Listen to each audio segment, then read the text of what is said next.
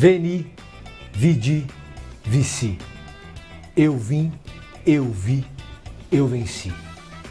Gaius Július César, cônsul general romano, pontífice máximo e líder perpétuo de Roma. Órfão de pai, marido de Cornélia, pai de Júlia. César estava de férias no Egito quando recebeu a notícia de que na região que hoje é a Turquia, incitado por um rei local, havia tido início uma revolta. O rei Farnaces massacrara soldados romanos absolutamente indefesos naquelas circunstâncias. César então toma as legiões que estavam disponíveis ali com ele no Egito e parte para a região do Ponto. Quando chega até lá, vai enfrentá-lo na Batalha de Zela. Senadores romanos já tratavam da queda de César. Davam como certo que ou ele morreria ou ele perderia. Porque César não tinha noção do impacto e do tamanho da revolta, do tamanho dos seus inimigos e da certeza do que aconteceria ali.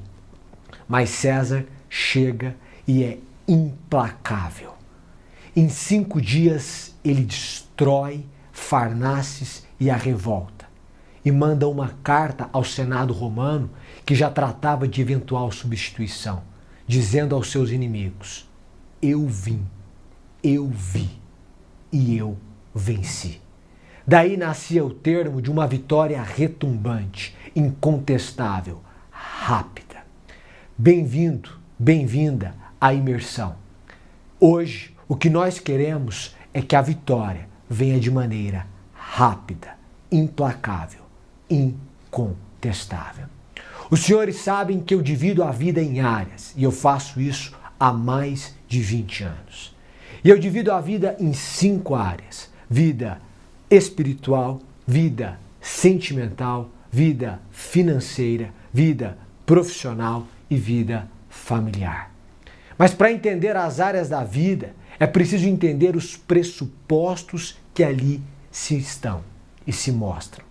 Primeiro, não é possível ser pleno ignorando uma área da vida. Você pode dizer para mim que você tem muita ênfase na vida profissional, muita ênfase na vida financeira, muita ênfase na vida espiritual, mas é preciso observar todas as áreas. Por quê? Porque só há plenitude quando eu observo cada uma das áreas da vida. Não raras vezes eu converso com alguém que tem 70, 75 anos de idade e ele me diz o quê? Ele me diz que se arrependera do que fizera. Porque tendo auferido um enorme sucesso financeiro, se esquecera da família e destruiu a família. Hoje ele é rico e miserável, próspero e paupérrimo. Tem um vinho para tomar, mas não tem alguém para tomar o vinho com ele que o ame de verdade. Não é possível ser pleno ignorando uma área da vida. É preciso observar todas elas. Uma área não respeita outra área. Esse é o segundo pressuposto que eu quero trazer para você. Não adianta você achar que você está passando por um problema na vida sentimental, um problema conjugal, e por isso você não experimentará um problema na vida profissional. Às vezes você está passando um problema em casa e quando você chega no trabalho você é demitido. Isso pode acontecer. Às vezes você está passando um problema na vida financeira e nem por isso você não experimenta um problema na vida profissional, porque são distintas as áreas. Uma área não respeita a outra área. Alguém descobre um diagnóstico ruim na família e no dia seguinte é demitido. Como então entender isso? É preciso respeitar e observar cada uma das áreas da vida. Porque também uma área pode destruir outra área. Quando alguém vai mal financeiramente, é possível que isso abale o seu casamento. É possível que isso abale a sua família. É possível que isso abale a sua profissão. Porque ele passa por um problema financeiro muito sério. E aí eu percebo que uma área pode destruir outra área. Mas da mesma forma, uma área pode construir outra área. Às vezes você está passando por um problema numa vida ou por uma questão na vida profissional. Mas você tem uma grande ligação com a vida espiritual. Então você reflete, você ora, você pensa, você medita e você encontra uma resposta. Mas a resposta só veio porque você cuida da vida espiritual. E a vida espiritual ajudou você a construir uma resposta na vida profissional. Quando você pensa na vida financeira e no padrão de vida que você quer, isso ajuda você a decidir a profissão. E a não se frustrar 20 anos depois, 10 anos depois ou 5 anos depois, dizendo que a sua profissão não lhe dá o retorno financeiro que você espera. E isso só aconteceu, esse êxito profissional, porque ele foi conjugado com o êxito financeiro. Porque uma área ajuda a construir outra área. Mas nós estamos aqui em uma imersão. E eu quero falar com os senhores sobre as mais diversas áreas da vida. Aliás, sobre as 5 que a gente divide. Sobre a vida familiar, eu quero fazer um destaque. Em primeiro lugar, e eu começo por ela. Não é possível ser feliz sem uma vida familiar saudável. Não interessa o que você chama de família. Não interessa se você veio de um lar disfuncional e acabou de se casar. Não interessa se a sua família é o seu irmão, porque você perdeu os pais ainda na juventude. Interessa que é preciso cuidar da sua vida familiar. Porque não é possível ser feliz sem uma vida familiar saudável. Agora, por que nascem os problemas na família? Porque a família conhece a sua fraqueza. Porque a família sabe onde está o calcanhar de Aquiles. Aquiles foi banhado, e tendo sido banhado, todas as regiões ele era intocável, inquebrável, indestrutível. Mas como molharam Aquiles e não molharam o seu calcanhar, porque era preciso segurá-lo, criança ainda, o calcanhar de Aquiles era a sua fraqueza. A sua família sabe a sua fraqueza, ela sabe onde está o seu problema, ela conhece a sua dor. Ela conhece a sua história e se recorda muito bem do momento da sua queda, do que você falou, das palavras que você proferiu, das dores que você experimentou. Essa é a sua família. Por que a família nos atinge muito? Por 2 motivos. Primeiro, porque eles são muito importantes para nós. Família é um grupo de pessoas que decidiu viver juntos, ou por um laço biológico, ou por uma decisão racional. Gente que decidiu construir uma família, gente que nasceu em uma família construída. A família te conhece. E ela é muito importante para você. A opinião dos seus pais, a opinião dos seus irmãos, a opinião da sua esposa, a opinião dos seus filhos é muito importante para você. É por isso que a família tem peso. Mas mais do que isso, a família conhece sua fraqueza. E é por isso que muitas vezes o golpe familiar nos dói tanto. Porque eles têm importância para nós e porque eles conhecem o nosso ponto fraco. Mas é preciso, então, que você entenda qual é o padrão de família que você quer construir. Como é que você quer lidar com a sua família? Quem é você no seio da sua família? Porque nós precisamos entender quem nós queremos ser na posição familiar. É você o líder? É você o conciliador? É você o apaziguador? É você o perdoador? É você quem une? É você quem conserta? É você quem ajuda? É você quem estende a mão? Ou é você quem acusa? Quem mente? Quem engana? Quem separa? Quem aponta os dedos? É preciso entender quem você quer ser a partir de hoje na sua vida familiar. Quando você olha para sua família hoje, quando você olha para sua vida familiar hoje, que nota você dá? De 0 a 10, qual é a nota que você dá para a sua família? Para a sua vida familiar? Quão saudável é? quão amigos vocês são, quão próximos vocês são. O que eu quero fazer com você é trazer para você uma ideia que seja uma ideia plena. Uma ideia de alguém que cuida da família. De alguém que está preocupado com a família. De alguém que ama a família. Eu preciso olhar para a minha vida familiar e pensar como é que eu vou melhorar a minha família. Que plano você tem para a sua família? Você conversa com seus pais sempre, você conversa com seus filhos sempre, você conversa com seu marido, com a sua esposa sempre.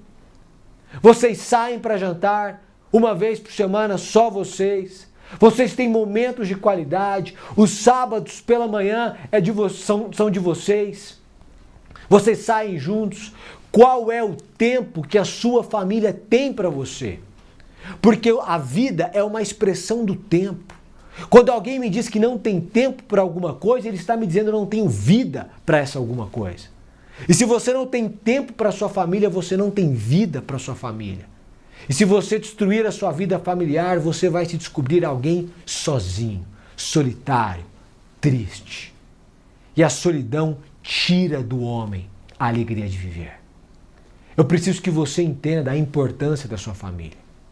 Alguém vai dizer para mim que é natural que na família haja alguma competição. É natural. Porque as pessoas são criadas no mesmo ambiente, têm as mesmas condições, os mesmos potenciais.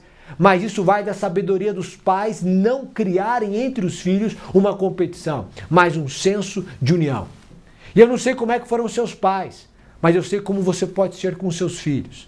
Eu não sei como é que foram seus pais, mas eu sei que você pode quebrar essa relação desigual, competitiva e nociva com os seus irmãos.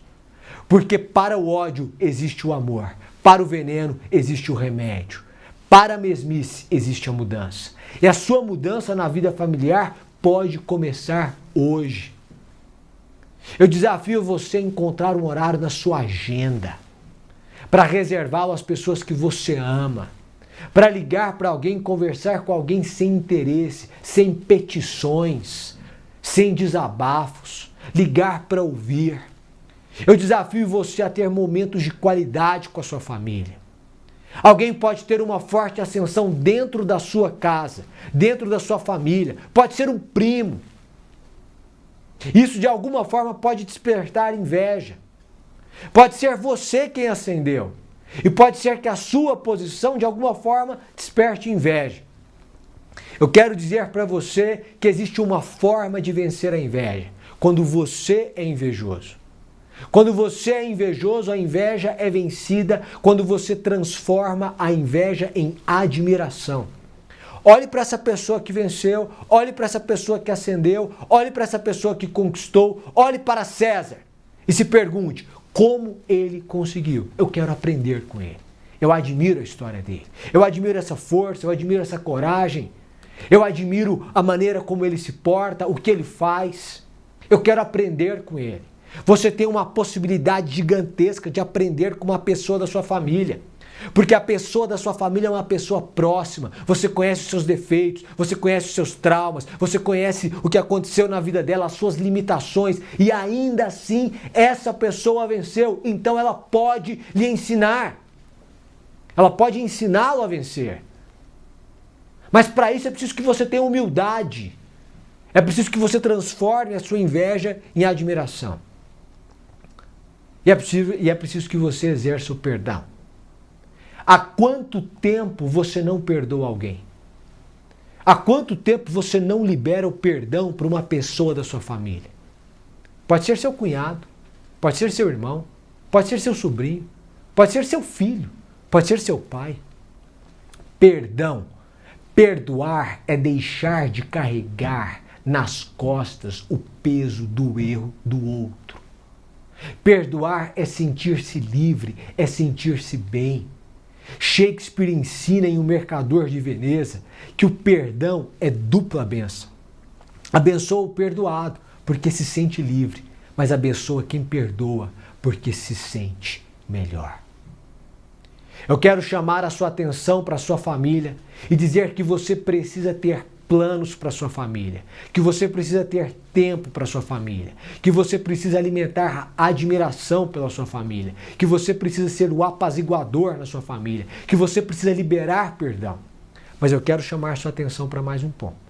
É que muitas vezes nós fazemos dos nossos familiares os nossos conselheiros. E para ser um bom conselheiro é preciso que a pessoa tenha dois atributos. É preciso que ela tenha decência e que ela tenha competência. Decência é a pessoa quer o bem do aconselhado. Ela quer o seu bem.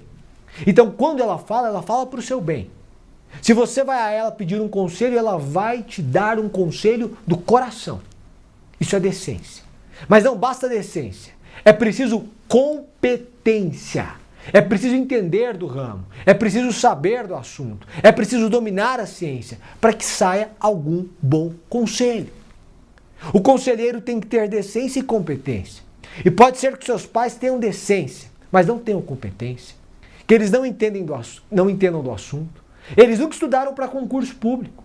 Eles nunca foram médicos. Eles entendem da vida e você pode abstrair e colocar um conselho da vida. Mas naquele termo específico, pode ser que não seja um bom conselho. Porque os nossos pais, os nossos familiares, as pessoas que nos amam, via de regra, vão nos aconselhar ao caminho seguro. Porque elas não querem que nós soframos. Mas nem sempre o caminho seguro é o melhor caminho. Nem sempre o caminho seguro é o caminho para você. Por isso você tem que escolher bem seus conselheiros. E na família você encontra apoio. A depender da área você encontra um conselheiro. Mas o conselheiro que serve para a vida familiar não necessariamente serve para a vida financeira. Eu não sei como é que foi o seu pai.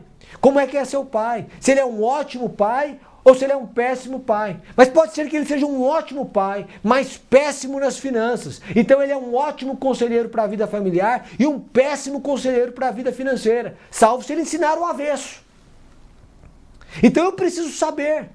Eu preciso escolher os meus conselheiros. Para cada área da vida tenha conselheiros diferentes. O seu conselheiro espiritual não precisa ser o seu conselheiro financeiro. O seu conselheiro financeiro não precisa ser o seu conselheiro de vida familiar. Pode ser que você encontre alguém que tenha diversos atributos e que possa ser o seu conselheiro. Mas para pontos específicos, procure um técnico eventualmente. Alguém que é especialista. Porque o nível de sofisticação da sua dúvida só pode ser sanado por ele. Nós precisamos entender isso. Nós precisamos entender o papel que nós podemos exercer em nossa família. Quem é você? Você é o conciliador, o apaziguador ou você é o indiferente? Quando alguém te conta uma briga na família, o que você diz? Vamos fazer as pazes? Vamos conversar com as pessoas? Vamos reconciliá-los? Ou você diz, eu não vou entrar nisso. Eles que decidam. Quem é você? Para usar a expressão de Machado de Assis em Esaú e Jacó, você é o César ou você é João Fernandes? Expressão que ele utiliza para dizer João ninguém. Você é César, você chama a liderança, você exerce o dom que você recebeu de Deus. Você exerce o seu talento ou não? Você é indiferente. Você se poupa. Você é incapaz de sacrifício. Quem é você na sua família? Eu ainda quero fazer algumas recomendações. Na sua família, aceite o diferente. Às vezes você tem alguém na sua família que é diferente, que tem um comportamento diferente, que não é o que você esperava, que não é o que você desejava, mas ele ou ela são diferentes. Aceite o diferente. Quando a gente lê a obra de Franz Kafka, nós percebemos em A Metamorfose que se nós não aceitarmos o diferente, nós vamos conduzi-lo à morte. Deixa eu te dizer uma coisa. A pessoa que é diferente, que está dentro da sua casa, já vai encontrar 1 milhão de barreiras no mundo. 1 milhão de tapas, 1 milhão de sofrimentos, 1 milhão de rejeições. Não pode ser a sua casa mais uma rejeição. Tem que ter o amor, tem que ter o carinho, tem que ter o afeto, tem que ter o abraço. Porque o amor cura. Porque o amor cura. Por fim, ainda sobre a vida familiar, eu quero fazer um destaque. Eu quero fazer o destaque de Serva Maria em Do Amor e Outros Demônios, de Gabriel Garcia Marques, o Gabo.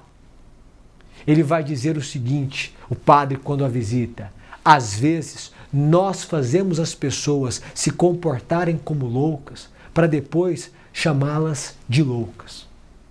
Pode ser que tenha alguém na sua família hoje que faça isso com você, que fique te provocando, que fique dizendo coisas para te machucar, que fique te insultando, para que você então exploda e tenha um comportamento explosivo do qual você se arrependerá momentos depois. Ele pode te chamar de louca ou louco, ele pode te chamar de qualquer coisa, mas entenda, isso é algo intencional. Ele te provoca. E se é isso que ele quer de você, você não dará isso. Você retribuirá com amor e sabedoria. Na obra Senhora, de José de Alencar, quando Fernando Seixas percebe que ele está sendo provocado por Aurélia para que ele se irrite, ele diz, eu não vou dar, ele pensa, eu não vou dar a ela o que ela quer. Ele não se irrita, ele devolve com educação. A educação constrange. Se alguém na sua família for grosso com você, saiba, a educação constrange. Fale baixo, fale em paz. Seja uma pessoa pacificadora na sua família. Cuide da sua família. E o primeiro desafio que eu quero fazer para você na vida familiar é: reserve um tempo para a sua família. Tenha planos para a sua família. Cuide da sua família. Conserve a sua família. Ame a sua família. E assim você terá uma área da vida maravilhosa que vai ajudá-lo a cuidar de todas as outras. Porque é a família que nos apoia em projetos financeiros, em projetos profissionais, em projetos de relacionamento. Quem será a pessoa que nós escolheremos para partilhar a vida e depois se tornará nossa família também. E até mesmo na vida espiritual, porque por vezes é a família que nos conduz à igreja ou a esses princípios. Saindo da vida familiar, eu avanço para a vida espiritual. A vida espiritual tem 4 bases, 4 pilares que eu observo. Primeiro pilar, jejum. Segundo pilar, oração. Terceiro pilar, leitura da palavra. Terceiro pilar, louvor. Quarto pilar, leitura da palavra, ou palavra. E eu falo de cada um deles a partir de agora. Isso é para mim. Talvez você não tenha fé. Talvez você tenha uma diferente espiritualidade. Esta é a minha. Eu apresento a você. Eu não quero que você faça o que eu faço. Eu quero que você reflita e que você adote um modelo de vida que seja coerente para você. A minha ordem não é pense isso, mas o meu pedido é pense nisso. Porque ninguém é obrigado a pensar como ninguém, mas nós somos seres pensantes. Não se iluda.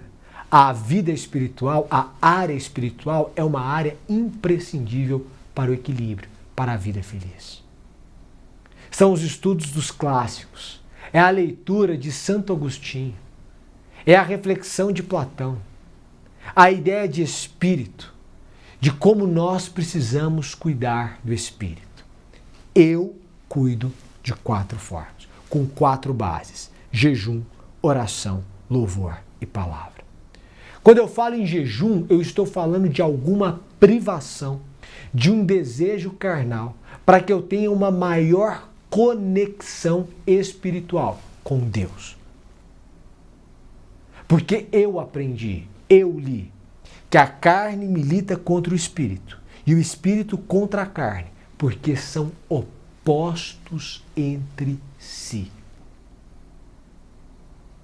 Então, de tempos em tempos, eu faço um jejum específico e sempre eu estou fazendo um determinado jejum. É uma forma de eu buscar conexão, de eu entender qual é o meu caminho e de me conectar com Deus. Preste atenção. A segunda base é oração. E a oração é um desabafo. A oração é uma conversa com Deus. A oração é uma intimidade com Deus. O que eu vejo as pessoas fazendo? As pessoas dizem assim, eu tenho um problema grave, eu tenho um problema sério, eu preciso resolver esse problema, eu queria uma direção de Deus, uma resposta de Deus, mas Deus não me deu a resposta. Mas eu pergunto à pessoa, quanto tempo você dedica a Deus? Não dedica nada. Não dedica 5 minutos por dia. Como é que você quer ter intimidade com alguém se você não convive com essa pessoa? Se você não conversa com essa pessoa? Se você não conta para essas pessoas ou para essa pessoa o que acontece com você? Se você não está aberto a ouvir? Se você não está aberto a seguir? Porque existem níveis de intimidade e níveis de intimidade que me conduzem a determinados comportamentos, respostas, orientações. A primeira recomendação que eu faço para você na vida espiritual é reserve tempo para Deus. E você pode reservar 20 minutos por dia. Eu tenho certeza que 20 minutos por dia, e aqui eu já linko com a gestão do tempo, não atrapalharão a sua rotina. São 20 minutos por dia. É o tempo que você perde fazendo qualquer coisa. É o tempo que você perde nesse loop infinito de WhatsApp, Instagram, Facebook, e-mail e o YouTube. Esse é o link. Esse é o loop infinito. E você fica ali. Mas se você reservar 20 minutos, você vai desenvolver essa área da vida. Você quer desenvolver a sua vida espiritual? Você quer ter esse contato? Você precisa reservar esse tempo. Podem ser 20 minutos por dia. Eu faço assim. Eu reservo 30 minutos por dia. Segunda, oração. Terça, louvor. Quarta, palavra. Quinta, oração. Sexta, louvor. Sábado, palavra. Cada dia eu tenho 30 minutos focados em algo antes de eu trabalhar ou algo que eu vou fazer durante o dia. Pode ser a oração, pode ser um louvor, pode ser a palavra. Eu preciso desse momento, porque esse momento me mantém, para usar uma expressão do ministro Carlos Aires Brito, no meu eixo de equilíbrio. Quando você para e conversa com Deus, você também se conhece. Porque você leva para Deus aquilo que é mais importante para você. E você começa a entender o que é mais importante para você. Mas deixa eu te dizer uma coisa. Quando você chegar diante de Deus, haja com humildade. Porque Deus resiste aos soberbos. É preciso ter humildade diante de Deus. Segundo, é preciso estar disposto a seguir uma orientação. Davi fazia isso. O rei mais famoso de Israel consultava a Deus antes de ir para uma guerra ou depois. Ou antes de ir para uma guerra ou não. Ele dizia, eu vou, e aí Deus dizia para ele, vá por esse lado. Eu vou agora para o mesmo lado, já que é a mesma circunstância. Deus, não, agora você vai pelo outro lado. Ele era orientado por Deus. Nós vimos, quando refletimos sobre Mateus 1 e 2, que José foi orientado por Deus. Vai para o Egito, volta do Egito, tira o menino dali, tira o menino daqui. Se você quer orientação, você precisa ter uma comunhão. E para existir comunhão, é preciso que você tenha hábito, costume, rotina com Deus. A oração é um desabafo. É um momento em que você conversa com Deus. Mas eu não quero apenas a oração. Eu quero o louvor. O louvor é a atitude de quem reconhece Deus em tudo e em todos. O louvor nos lembra da bondade e da fidelidade de Deus. O louvor nos lembra das bênçãos e dos milagres. Porque possivelmente você tem bênçãos. Certamente você hoje vive alguma coisa pela qual você orou, que você pediu a Deus. Só que você não agradece. Só que você não se lembra de louvar. Quando você olha para o seu filho, você que orou por um filho, você que pediu a Deus um filho, e ele está aí diante de você, qual a sua gratidão? Com que frequência você louva a Deus? Pelos seus alimentos, pela sua comida, pelo seu trabalho, pela sua casa, pelos seus filhos, por tudo que acontece, por bênçãos que você consegue perceber. Tudo bem, podem ser fruto do seu trabalho. Você trabalha e Deus abençoa o seu trabalho. Salomão diz em Provérbios: semeie de dia, semeie de noite. Você não sabe qual semente prosperará, mas você semeia e uma semente prospera. Isso é bênção de Deus. Mas para além das bênçãos, há milagres. Quantas vezes você não foi desenganado? Alguém disse que não era possível. Pode ser na saúde, pode ser em outra área. Do ponto de vista financeiro. Quando você estava desempregado. E quando não havia saída para aquela situação dentro do seu casamento. E de repente um milagre, uma mudança, uma conversão. E você percebe uma metamorfose. Que houve o dedo de Deus aí, a mão de Deus aí, a boca de Deus aí, o poder de Deus aí. E é para isso que serve o louvor. Para reafirmar o que Deus faz por nós. Eu dedico um tempo para a oração. Eu dedico um tempo para o louvor. Eu dedico um tempo para a palavra. Porque quando eu oro, eu falo com Deus. Quando eu leio a palavra, Deus fala comigo. Essa é uma máxima muito conhecida. E eu preciso entender. Porque quando eu leio, eu encontro instrução. E a instrução é ensinamento que eu aplico à minha vida. Porque deixa eu te dizer uma coisa, Deus não precisa de você. Deus não precisa do seu amor. Deus não precisa de sua ajuda. Deus é Deus. Então quando Deus dá uma ordem, não é para o bem dele, é para o seu bem. Não é porque ele quer, é porque você precisa. É porque isso vai fazer bem a você. Quando ele te dá instruções sobre como você deve seguir a vida, essas instruções são para que você tenha uma vida feliz. A oração é um desabafo. Tanto é que Cristo diz: vinde a mim, todos que estáis cansados e sobrecarregados, e eu vos aliviarei. Mas eu preciso que você perceba que é necessário se alimentar de uma instrução. E que é preciso combinar na vida espiritual tudo isso. É preciso que você olhe para a sua vida espiritual e diga: como é que eu vou fazer? Eu vou ler a Bíblia? Ou tenho outra religião? Eu vou ler o livro da minha religião? Eu vou dedicar 20 minutos por dia? 15 minutos por dia? Mas eu vou dedicar alguma coisa. Porque eu preciso cuidar de todas as áreas da minha vida. Hoje a gente lança meio-dia o nosso grupo, que é um grupo de pessoas que decidiu cuidar de todas as áreas da vida. É isso que eu quero de você. Eu quero que você, sem prejuízo das outras áreas, ou do seu maior problema, olhe para as outras áreas da vida, para todas elas, e cuide delas. Ou você não pode cuidar? Ou 20 minutos por dia vão atrapalhar o seu desempenho profissional? Ou você reservar o sábado de manhã para tomar um café com a sua avó e com seus pais, isso vai atrapalhar a sua vida financeira? É claro que não. Mas quando você faz isso, você cuida da vida familiar. Quando você faz isso, você cuida da vida espiritual. Coisas que você não faz hoje, porque você não tem uma visão holística da vida. Porque lhe falta sabedoria. Preciso dizer a verdade.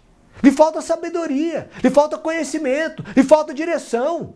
E é por isso que nós estamos nessa imersão.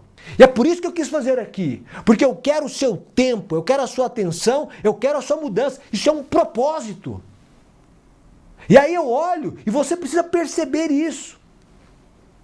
Tudo que eu estou propondo para você hoje, não mexe em nada de outros projetos que você já tem, mas potencializa toda a sua existência, para que nela haja plenitude.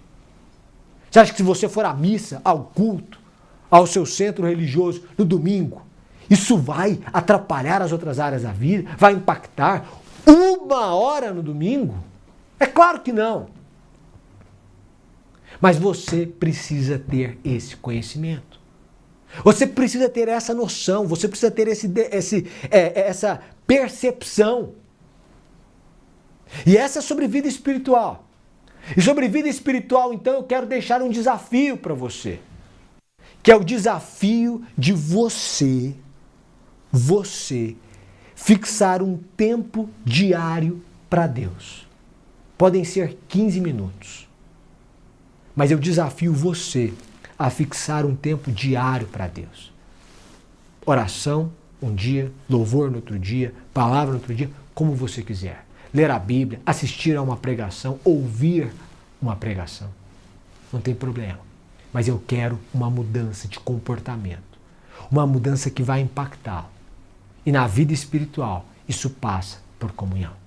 Veja que eu estou falando de tudo e combinando com gestão do tempo. Mas eu quero avançar. Eu quero avançar para a vida profissional.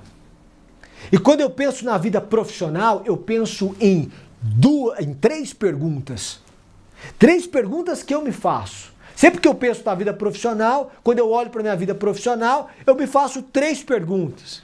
Você provavelmente não se fez essas perguntas se você está arrependido com a sua profissão ou da sua profissão.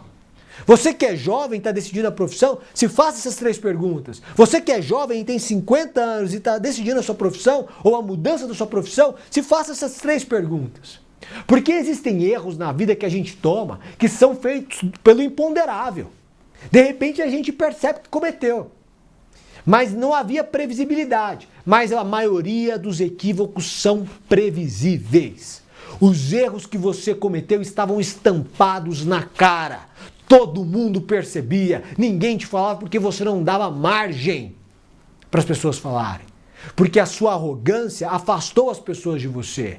Porque como você se fechou, as outras pessoas não encontraram espaço para falar. Mas eu quero te dizer uma coisa do ponto de vista profissional. A primeira pergunta que você deve fazer é do que eu gosto. O que eu gosto de fazer e o que eu não gosto de fazer. Machado de Assis disse que dormir é uma forma interina de morrer.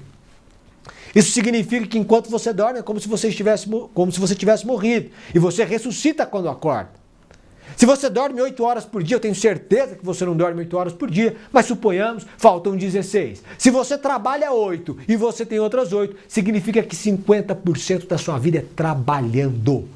Não dá para fazer 50% do tempo da vida alguma coisa ruim e achar que vai ser feliz, porque você não vai.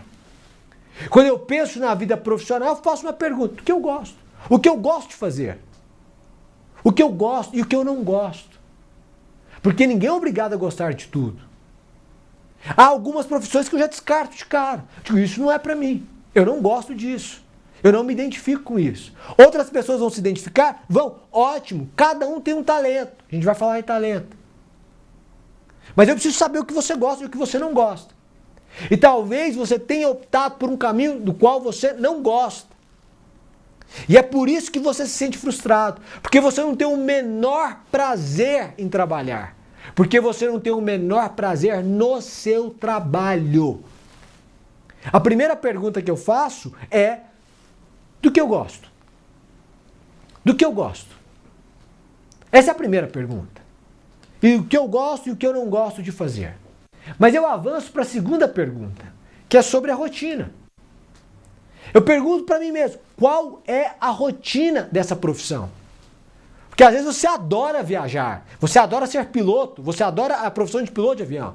Ganha bem, você tem a adrenalina, você tem aquela paixão pela aviação, mas você gosta da rotina.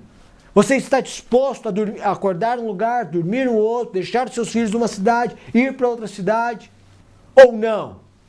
Às vezes você gosta de diplomacia, você acha linda a profissão de diplomata, você pode até ser um embaixador, mas se você seguir por essa carreira, você está disposto a morar de tempos em tempos em um país diferente? Em ver os seus filhos educados 2 anos em um país e de repente você é transferido para outro, com outro idioma, com outra cultura, com outra população, com outro povo, com outra religião, tudo diferente, você está disposto? Não, eu estou disposto. Perfeito! Porque essa é a rotina. Eu preciso saber qual é a rotina. O sujeito que faz medicina, ele vai decidir a especialização. Qual é a rotina dessa especialização? Como vive um oftalmologista? Como vive um cirurgião cardíaco? Como vive o cardiologista? Eu preciso saber. Porque é isso que vai orientar a minha decisão. Qual é a rotina? Porque não tem problema. Você é o sujeito que está se esforçando nesse momento, se privando de alguma coisa por um momento. Ele olha e diz assim: nossa, eu vou ter que fazer uma residência que vai me custar 60 horas de trabalho por semana, 80 horas de trabalho por semana. Não tem problema, isso é uma fase. São 2, 3, 4, 5 anos depois, acabou. Eu preciso olhar para o especialista, o que ele faz. Você quer ser advogado? Você quer ser o quê? Você quer ser tributarista? Como vivem os tributaristas? Como vivem os tributaristas medianos, os bem-sucedidos, os muito bem-sucedidos? Eu preciso entender. Eu preciso entender qual é a rotina, o que eles fazem, como eles fazem, onde eles vão, onde eles moram, o que eles fazem. Porque se você não entender qual é a rotina pode frustrá-lo. Mas deixa eu te dizer uma coisa. A terceira pergunta é muito importante.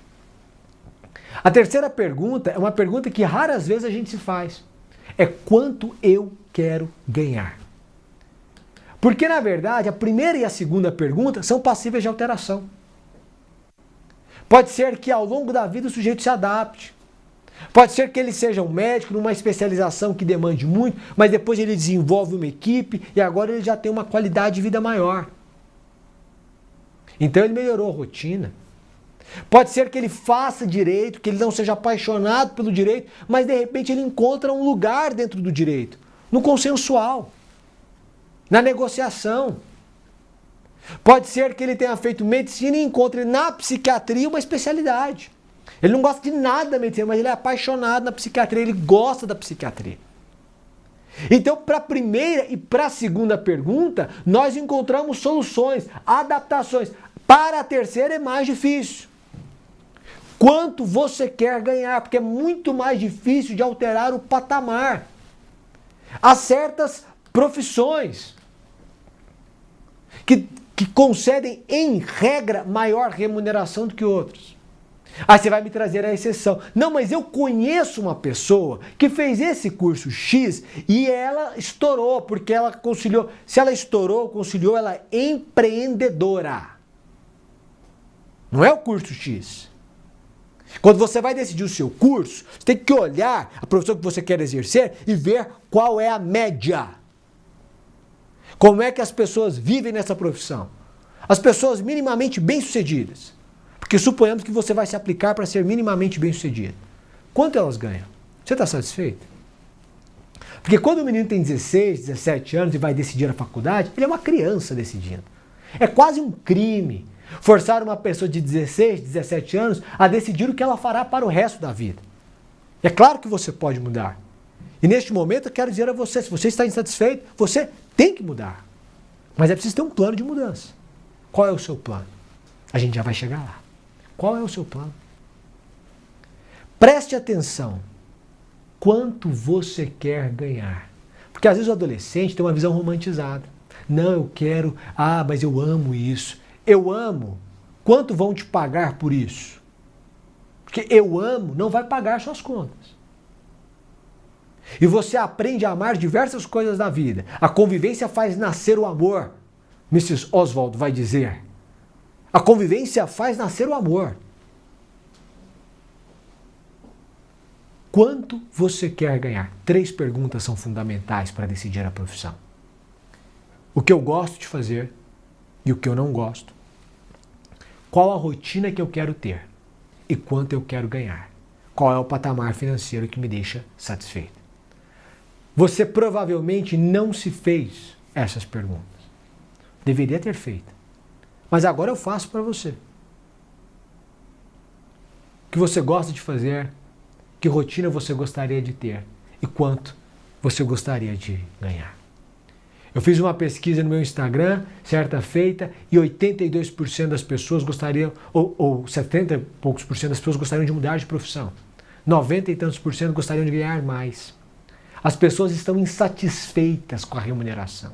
Muitos estão insatisfeitos, inclusive, com a profissão.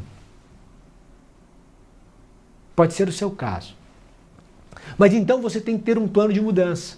Porque às vezes a pessoa diz, não, eu não estou satisfeito, então vou pedir demissão e aí eu vou ver. Não! Você não está satisfeito, aí você vai ver para depois você pedir demissão. Porque é preciso um caminho. Porque para resolver um problema eu não vou criar um maior. Eu preciso encontrar uma solução, não um problema maior, para tampar o problema menor. É isso que eu preciso. Nós precisamos de um plano de mudança. Você não está satisfeito com a sua profissão? Eu pergunto a você, qual o seu plano de mudança? Porque você tem que ter um plano de mudança. Só que o que aconteceu na sua vida? Você pensou na vida profissional de uma forma muito infantilizada, muito romantizada, você distorceu a realidade, enganou-se a si mesmo, aquilo que chamamos de auto-engano, e agora você colhe. Porque você é livre para semear, mas como ensina Samuel Vieira, você é escravo da colheita. E agora você colhe. Porque você vai me dizer que na verdade é isso mesmo, o seu presente é um produto do seu passado. E o seu futuro é um produto do seu presente, então o seu presente define o seu futuro. Eu digo a você que, em vez de você fazer o seu presente definir o seu futuro, faça o seu futuro definir o seu presente. Quem eu quero ser deve orientar o comportamento que eu tenho hoje, o comportamento que eu tenho aqui, o que eu faço agora.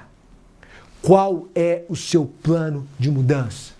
Em 10 anos você pode ser qualquer coisa.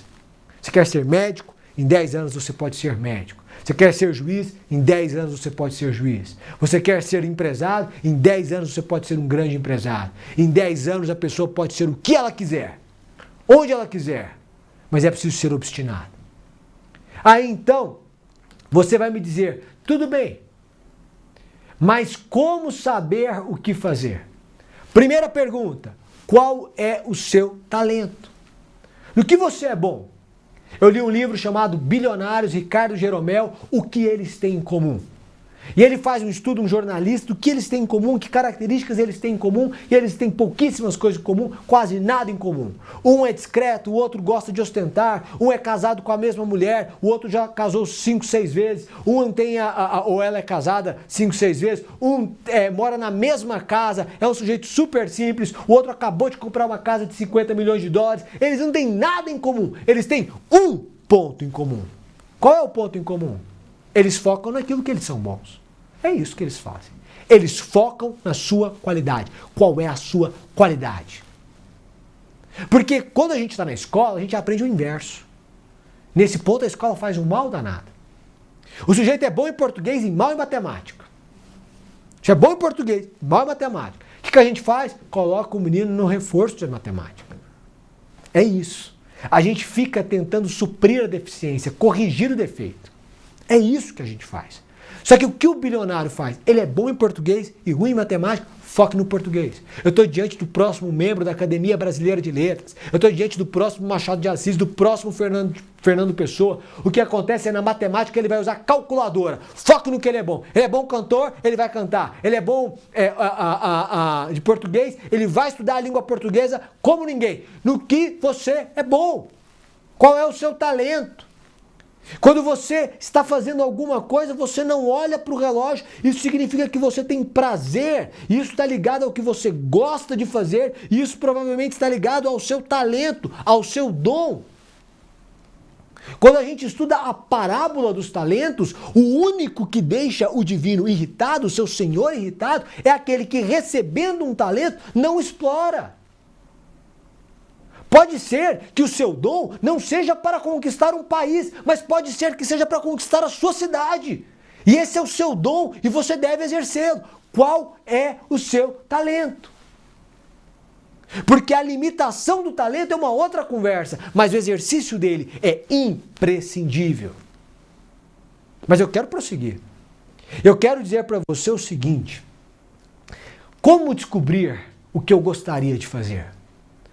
Eu pergunto a você, e essa pergunta eu faço a mim mesmo, se não houvesse dificuldades, se você pudesse fazer o que quisesse, se você pudesse abrir qualquer porta, amanhã acordar, domingo, amanhã você acordará em uma outra profissão, já preparado mentalmente, fisicamente, espiritualmente, emocionalmente para uma profissão, você dorme hoje e a mudança acontece de hoje para amanhã, amanhã você acorda exercendo uma outra profissão, descansando porque a segunda provavelmente você trabalhará. Qual é a profissão? O que você gostaria de fazer? Você gostaria de ser médico? Se não houvesse dificuldades, você decide, você aperta um botão e ponto. O que você gostaria de fazer? Se não houvesse dificuldades, você gostaria de ser médico? Gostaria de ser empreendedor, empresário? Você gostaria de ser juiz? Você gostaria de ser promotor de justiça? Você gostaria de ser um dentista? O que você gostaria de fazer? O que você gostaria de fazer se não houvesse dificuldades? Eu quero chamar a sua atenção para mais um ponto. Abandone as ilusões antes que elas te abandonem. Às vezes você está se iludindo. Está dizendo que não importa quanto você vai ganhar, que não importa o que falam, que na verdade é diferente, que isso vai acontecer. Você está se enganando. Há quem chegue aos 50 sem nunca passar dos 15, ensina Machado de Assis. Essa não pode ser a sua história. Chega! Chega! Pare de se enganar. O que você gostaria de fazer? Destaco, pare de se iludir. E trago mais um destaque para a vida. É preciso ter um perfil empreendedor, comercial na sua profissão. Não importa o que você vai fazer. Não importa. O funcionário público tem que ter um perfil empreendedor. É um sujeito de ideias, é um sujeito que cria. É um sujeito comercial, ele se envolve, ele conversa com as pessoas, ele faz amizades. O advogado tem que ser assim, o médico tem que ser assim. O empresário nem se fala. Se você quer ser bem-sucedido, qualquer que seja a profissão, desenvolva o seu lado empreendedor e comercial. Aí você vai dizer para mim, como é que eu vou desenvolver? Bingo! Essas perguntas surgem quando eu começo a analisar a vida por áreas. Eu olho para a minha vida profissional e eu digo, eu estou feliz na minha profissão. É a profissão que eu gostaria de exercer, eu exerço. Mas eu gostaria de ganhar mais. Ótimo, então eu não quero mudar de profissão, eu quero crescer na minha profissão. Sim, para crescer na profissão eu tenho que ter um perfil mais social, empreendedor, comercial? Tenho. Como é que eu vou fazer isso? Eu vou ler sobre isso. Eu vou ler biografias, eu vou ler livros de liderança, eu vou ler livros de empreendedorismo, eu vou aprender. Eu vou passar a ouvir as pessoas, eu vou conversar com as pessoas, uma escuta ativa, uma escuta sem condenação, sem crítica, uma escuta curiosa de quem quer saber, de quem quer aprender, não de quem quer mentir, não de quem quer enganar, não de quem quer condenar. Eu vou desenvolver esse meu lado. Só que você nunca leu um livro de empreendedorismo. Neste ano, quantos livros de liderança você já leu? Nenhum. E aí você quer que a vida mude. Vai mudar como? Se você é o mesmo ou pior. Se você não está lendo um livro agora, hoje, se você não tem um livro na sua rotina, você está perdendo uma grande oportunidade. Você tem que ter esse perfil empreendedor. Mas para isso você tem que ler. Que livro você está lendo sobre liderança? Existem livros excelentes. De professores, doutores, empresários, empreendedores, biografias, que vão mudar a sua forma de ver a vida. E é isso que eu quero de você. Agora eu quero trazer uma atenção. Você tem que ter plano. Sem plano, esquece. E você tem que ser flexível. Você tem que ter plano. Quando você olha para a sua vida profissional, qual é o seu plano? Qual é o seu plano? E não me venha com mediocridades de pensamento. Chega. A partir de hoje, e no nosso grupo, que a gente lança meio-dia, eu quero pessoas que abandonaram a mediocridade de pensamento. Qual é o seu plano? Você não tem um plano? Eu não acredito que você não tem um plano. Eu acredito. Porque a maioria das pessoas não tem um plano, tem uma vontade, um desejo, mas não tem um plano. Não colocou no papel, não escreveu, não anotou, não fez um cronograma, não tem um trajeto. Nada. Tem que ter plano. Quando você tiver um plano, mas eu conheço uma pessoa que fez isso e aí, na verdade, no meio do caminho ela mudou e deu super certo. Mas ela tinha um plano. Se você for extraordinário, mesmo com o seu plano, você vai alcançar um feito extraordinário. Ainda que isso signifique mudar de plano. Planos podem mudar. Podem ser planos de curto prazo, podem ser planos de médio prazo, podem ser planos de longo prazo. Eles podem mudar. Mas eu preciso entender qual é o meu plano. Quando você olha, por exemplo, para o Leandro Carnal, que é historiador, ele tinha um plano. Ele fez história, ele fez mestrado, fez doutorado, professor universitário. Ah, mas ele é extraordinário. Quando ele fez história, ele não imaginava que seria apresentador da CNN. No meio do caminho, uma mudança. Eu tenho que estar aberto. Preste atenção, existem pedras no meio do caminho e existem caminhos no meio da pedra. Às vezes você está num caminho e surgiu uma pedra, mas nessa pedra você vai descobrir um outro caminho. O Ricardo Sayon é um médico pediatra formado pela USP. Não é formado por qualquer faculdade, ele é formado pela melhor faculdade de medicina deste país. Ele é formado pela USP. Pediatra. E ele tinha um imóvel que ele alugava. Imóvel alugado. E o inquilino dava trabalho. E o inquilino saiu. Teve que sair, não pagava direito, saiu. E ele vivia irritado com esse imóvel. Só que como ele era médico pediatra, ele via um monte de crianças esperando e sempre com um brinquedo na mão. E ele disse para a mulher, falou, olha, eu tô vendo um monte de crianças sempre com um brinquedo, eu acho que uma loja de brinquedos é um bom negócio. Ela falou, então, acho que eu vou abrir no imóvel lá, vou abrir uma loja de brinquedo. Ela falou, só vou deixar você abrir se você ficar feliz, porque eu não aguento mais você irritado com esse imóvel. E aí ele montou uma loja com o inicial do nome dele, Ri, de Ricardo, e Ricardo Feliz. Por isso o nome Ri Happy. Você deve conhecer a loja. O que aconteceu? A loja foi crescendo. E a complexidade da loja também. Ele precisou pedir licença do consultório. Por um ano, ele saiu do consultório para cuidar da loja. Nunca mais voltou. Houve enormes dificuldades no caminho da loja, mas ele percebeu que havia uma oportunidade aí, um negócio, algo que mudaria a vida dele. Deixa eu te dizer uma coisa, havia uma pedra no meio do caminho dele, um dissabor que ele experimentava. Era o imóvel que o inquilino dava trabalho, enfim, mas havia um caminho no meio da pedra. Os planos podem mudar. Você pode dizer para mim que, nossa, que pena, ele estudou medicina na USP e deixou a medicina e foi. Não é uma pena, é um desejo que mudou. E ele tinha um plano, ser médico.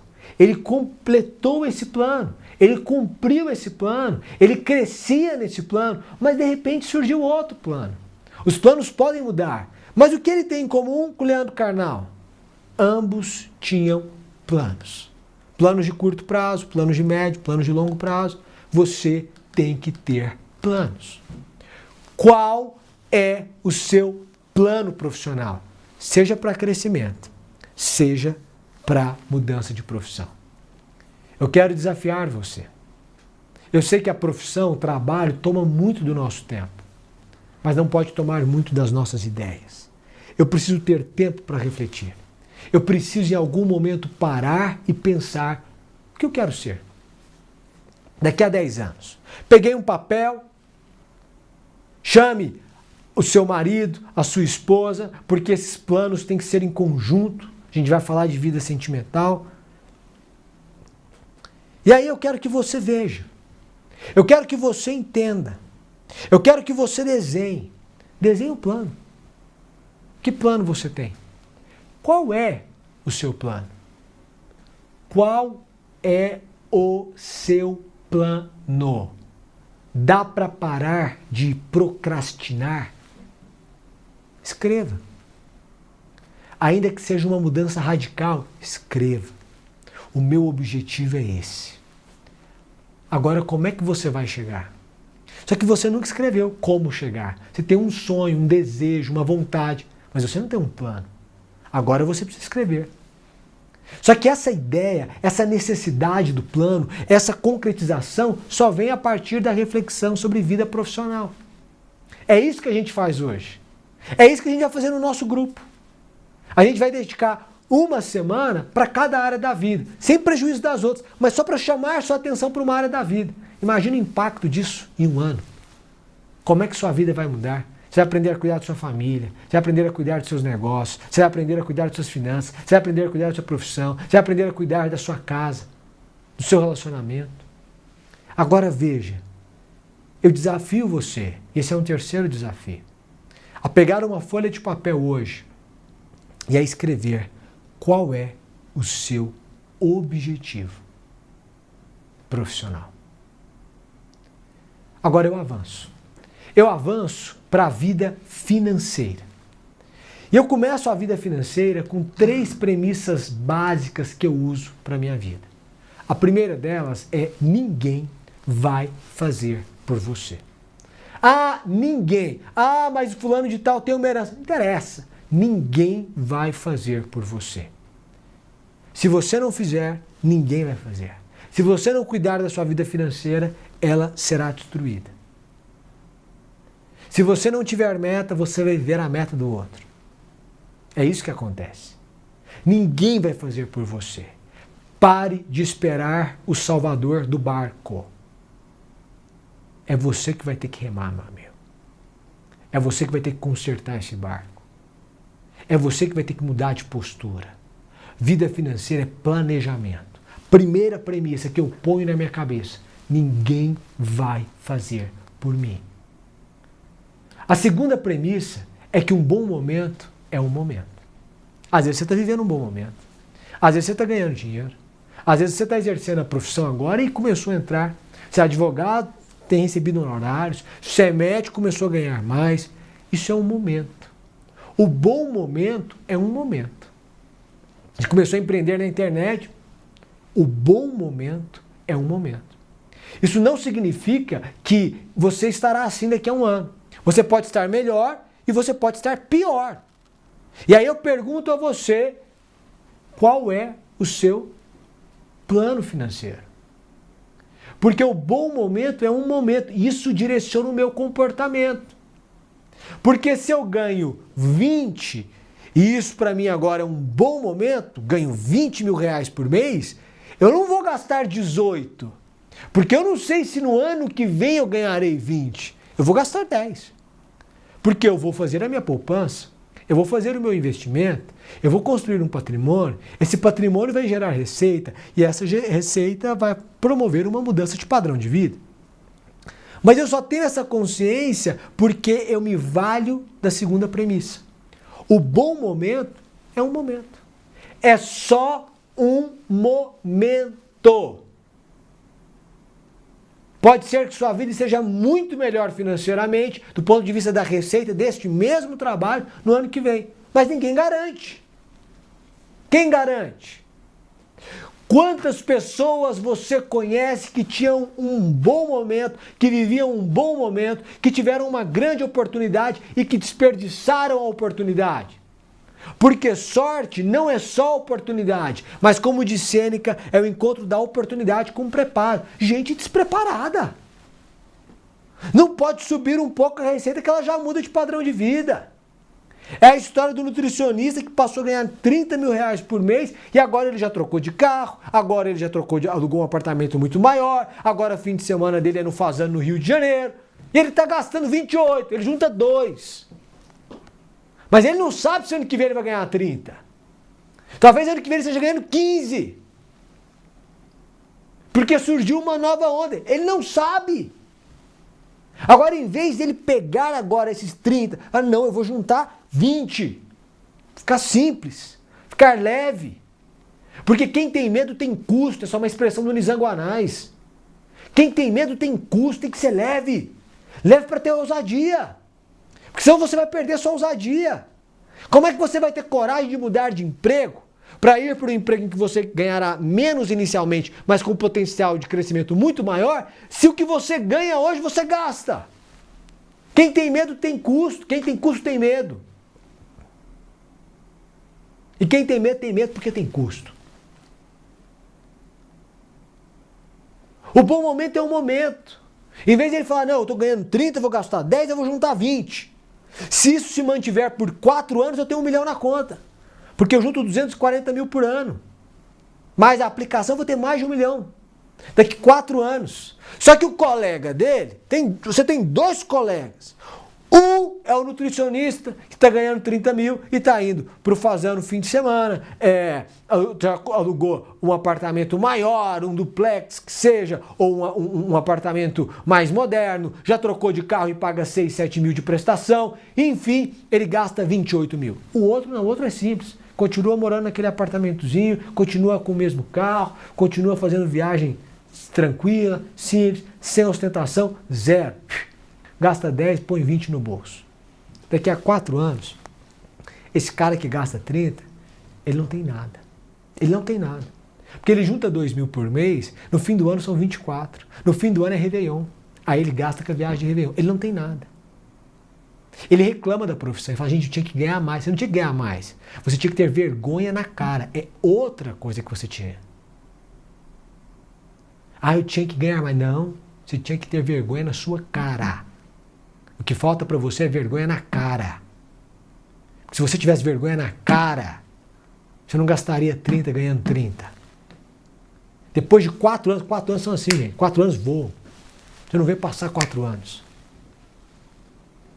Um tem 1 milhão. O outro não tem R$1. Um tem 1 milhão. O outro não tem nada. Sabe o que aconteceu? Um entendeu essa premissa. O bom momento é um momento. O bom momento é um momento. Chega. Chega de inventar história. Terceira premissa. Preste atenção. Não existe dinheiro fácil por tempo relevante. A concorrência chegará. Dinheiro fácil não é dinheiro ilícito. E dinheiro fácil não é dinheiro sem trabalho. O sujeito está trabalhando, mas ele está ganhando muito dinheiro. É um momento da vida. Dinheiro fácil não existe por muito tempo. A concorrência vai chegar. O que isso liga em mim? Alerta. Eu preciso melhorar o meu trabalho a cada dia. Quando Jim Collins faz o estudo em Feitas para Durar, que é um livro maravilhoso para quem tem empresa, mas tem que ser lido aos poucos e aplicado no dia a dia, ele diz assim, a empresa para durar, ela melhora a cada dia. Você fez um lançamento, foi maravilhoso, tem que melhorar o próximo. Porque é uma melhora contínua. E aí o que acontece? Às vezes você desenvolve um produto bom. Às vezes você é um bom advogado. Às vezes você tem uma tese boa. Mas você precisa melhorar. Melhorar a tese, melhorar seu trato com o pessoal, melhorar seu escritório. Por quê? Porque este dinheiro fácil dessa forma vai acabar. Porque rapidamente vocês vão saber sua tese. Outros advogados prestarão o mesmo serviço. O que o diferencia dos demais? Então, se você está num momento bom, você precisa potencializar isso. Você precisa investir nisso. Quando você lê o livro Como Chegar Lá, do Stephen Schwarzman, maravilhoso o livro também, ele diz assim, que quando ele comprou a rede de hotel Hilton, os hotéis Hilton, quando pensa no lucro do hotel, eles criam um fundo para reforma e aprimoramento do hotel. Se o hotel deu 100 mil reais de lucro, ele não deu 100 mil reais de lucro. Eu tenho que pegar 30 e guardar para o fundo. Por quê? Porque eu vou ter que trocar a lâmpada, eu vou ter que pintar a parede, eu vou ter que melhorar o hotel. Porque se ele não fizer isso, o hotel dele vai baixar de nível. Seu escritório de advocacia hoje pode ser lindo. Daqui a 10 anos, se ele for o mesmo, ele é feio. Está cansado. É antigo, antiquado, é pequeno. E aí outro já criou algo muito melhor. Isso me tira da zona de conforto constantemente. Por quê? Porque não há dinheiro fácil por tempo relevante. Eu quero que você traga isso para você. E perceba isso. E aplique isso para a sua vida. Eu tenho uma outra regra para a vida financeira. Que é a seguinte. Não procure despesas. Elas vão encontrá-lo. Não se preocupe em procurar despesa, ela vai encontrá-lo. Tem gente que não pode ver 20 mil reais na conta, 10 mil reais na conta, 5 mil reais na conta, dizendo, não sei o que eu vou fazer. Nada, você só vai investir. É isso que você vai fazer. Ah, eu não sei o que eu vou... Não, você vai investir. Porque tem gente que é assim. Tem gente que não pode ver. Um pouquinho que é... eu não consigo. E aí, o que acontece? Eu preciso que você entenda. Entenda isso. Você vai levar o carro para revisão.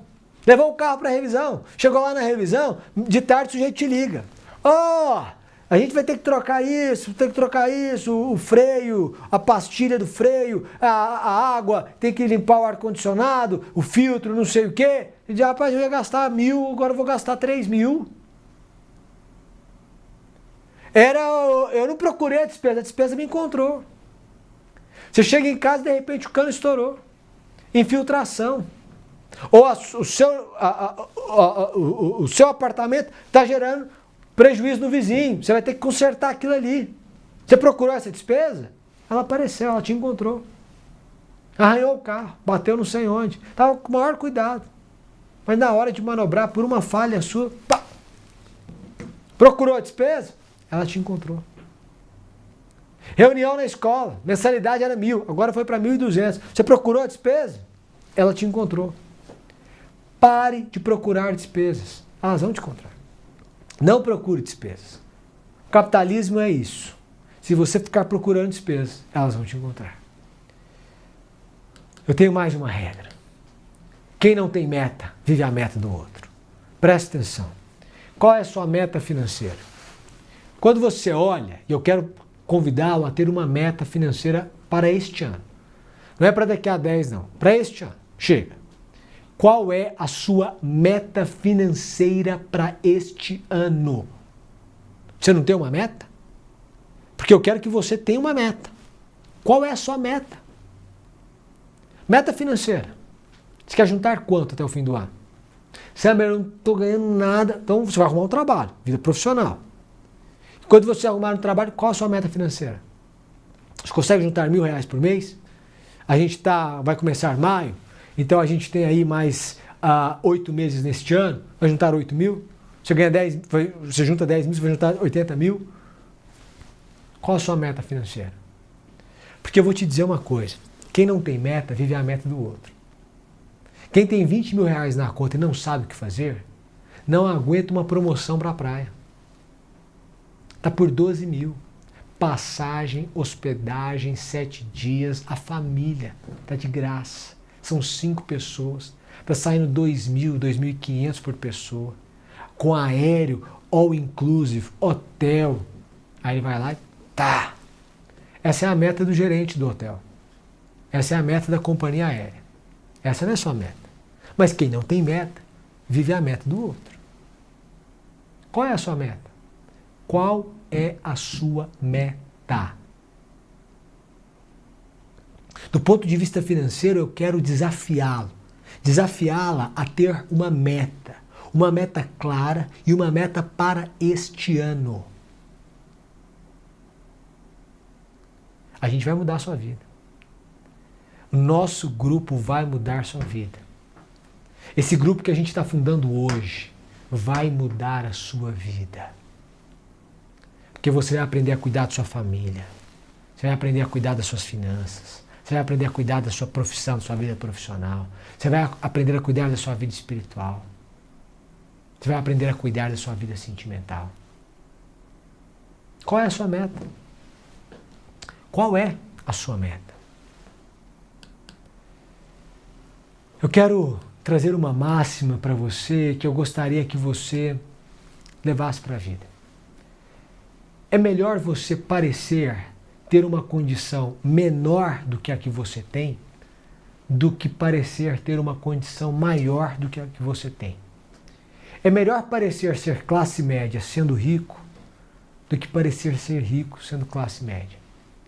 A sua vaidade pode destruir seu patrimônio, ou pode impedir a sua construção. O sujeito ganha 10 mil reais por mês. Quem ganha 10 mil reais por mês não pode gastar 10 mil reais por mês. Não, mas eu ganho. Eu sei que você ganha. Mas quem ganha 10 mil reais por mês não pode ter o padrão de vida de quem gasta 10 mil reais por mês. Se você ganha 10 e gasta 10, isso significa que o seu padrão de vida é incompatível com a sua receita. E não importa se você é funcionário público, porque existe uma coisa no Brasil chamada inflação. Em 5 anos, a 6% ao ano é 30% do poder aquisitivo que vai ser destruído. E seu subsídio não vai mudar. Quem ganha 10 mil reais por mês não pode gastar 10 mil reais por mês. Não sacrifique a sua poupança. Não sacrifique o seu patrimônio. Não impeça a construção de um patrimônio para você, em razão da adoção de um patamar de vida incompatível com a sua receita. Eu já vi patrimônios gigantescos serem destruídos em curto espaço de tempo, por falta de reflexão. Bastava olhar, estava evidente, estava na cara. Padrão de vida completamente incompatível, a ponto de suscitar dúvidas. Como essa pessoa vive assim? Calma, nem ela sabe. Daqui a um tempo você vai ver. Seja leve, seja simples. Adote um estilo de vida simples. É muito melhor. Vai te dar muito mais ousadia. Vai permitir que você construa um patrimônio. E depois as suas receitas aumentarão e o seu padrão de vida vai mudar também. A gente já vai chegar lá. Eu quero trazer para você uma sexta regra. Não se endivide. Nem sacrifique o seu patrimônio em nome de um luxo. Não se endivide. Nem sacrifique o seu patrimônio em nome de um luxo. Às vezes a pessoa quer fazer uma festa. A festa vai custar 100 mil reais. Essa pessoa tem 100 mil reais juntados. É razoável que uma pessoa que ganhe 100 mil reais, que tenha 100 mil reais juntados, gaste 100 mil reais para fazer uma festa? Não é razoável. Ela está sacrificando o patrimônio em nome de um luxo. E ela está errada. Mas vamos para a próxima regra. A depender da sua receita, administre a sua casa como uma empresa. Quando você administra a sua casa como uma empresa, você corta os gastos desnecessários. Você tem planilha? Você tem planilha? Você sabe quanto você gasta por mês? Porque uma coisa é o sujeito que ganha 100 mil reais por mês e gasta 20. Ele adotou um estilo de vida simples. Então ele não sabe se ele gasta 20, 21, 22, mas isso para ele é indiferente. Mas para quem ganha 10, para quem ganha 20, para quem ganha 5, para quem ganha 2, para quem ganha 1.000, aí as pessoas ganham 1.000, vivem no limite mesmo. Mas para quem ganha menos, administrar a casa como uma empresa é uma questão de saúde financeira, de inteligência. E até permite um luxo de tempos em tempos. Você tem planilha? Você organizou sua casa como se fosse uma empresa? Você vai descobrir vários gastos desnecessários. Vários. Desde a energia que você está gastando mais do que precisa, porque está deixando ligada, não sei o quê, a coisas que você tem comprado, não tem usado. Entre outras coisas. Vários. Eu quero convidá-lo, e aí a importância do nosso grupo. Eu quero convidá-lo a administrar sua casa como uma empresa. Uma empresa. Como é que funciona a empresa? Como é que funciona? Essa é a minha empresa. Como é que eu administro? A minha casa é a minha empresa. Eu sou o presidente da minha empresa, que é a minha casa. Eu sou o líder aqui, ou sou co-líder. Eu sento com a minha esposa, eu sento com meu marido, sento com meus filhos. A gente coloca como se fosse uma empresa, porque eu tenho um conselho também. Você tem filhos? Conselho da empresa. Chama todo mundo, reúne todo mundo, explica para todo mundo. Gente, eu ganho tanto. Aqui é matemática, a vida é matemática aqui. Eu ganho 10, eu ganho 5 mil por mês. Se você deixar a torneira aberta do jeito que você está deixando, a gente está gastando tanto de água por mês. Se você só fechar, usar e fechar, a gente vai gastar metade. Energia é a mesma coisa. Aí você começa a ver gastos desnecessários. Se em vez de comprar no supermercado, a gente comprar no Y, faz diferença. Se você administrar a sua casa como uma empresa, Você vai perceber que o seu dinheiro tem maior poder do que aquele que você imagina que ele tem. É hora de você se segurar, é hora de você se acalmar, é hora de você tratar da sua casa como uma empresa. Mas eu avanço. E eu tenho uma outra regra que eu quero trazer para vocês. Tenha uma segunda fonte de renda. Eu sempre tive essa ideia, eu vi que essa é uma ideia de Warren Buffett, provavelmente eu li isso em algum livro dele, ou que falava dele. Tenha uma segunda fonte de renda. Eu não sei quanto você ganha. Você pode ganhar 500 mil reais por mês. É uma fonte de renda só? Você está errado. Você ganha R$1.000 por mês. É uma fonte de renda só? Você está errado. Tenha uma segunda fonte de renda. E aí eu recordo Salomão. Semeie de manhã, semeie de tarde, porque eu não sei qual semente prosperará. Ah, Samer, mas não coloque todos os ovos no mesmo cesto. Ah, mas eu conheço uma história de uma pessoa que investiu tudo que tinha em uma empresa e essa empresa deu certo. Era aquilo, ele iria quebrar. Tá, eu conheço 1000 histórias de pessoas que fizeram a mesma coisa e quebraram. Pare de tratar a exceção como regra. A prudência manda você a ousadia manda você investir. A prudência em 2 campos. Tenha uma segunda fonte de renda. A pessoa tem um trabalho e ela tem outro. Ela vende alguma coisa, ela faz bombons, ela tem uma segunda fonte de renda, ela aplica o dinheiro para dar dividendos e ela estuda sobre isso. Ela cria uma segunda fonte de renda. O sujeito é servidor público e é professor, 2 fontes de renda. Qual é a sua segunda fonte de renda?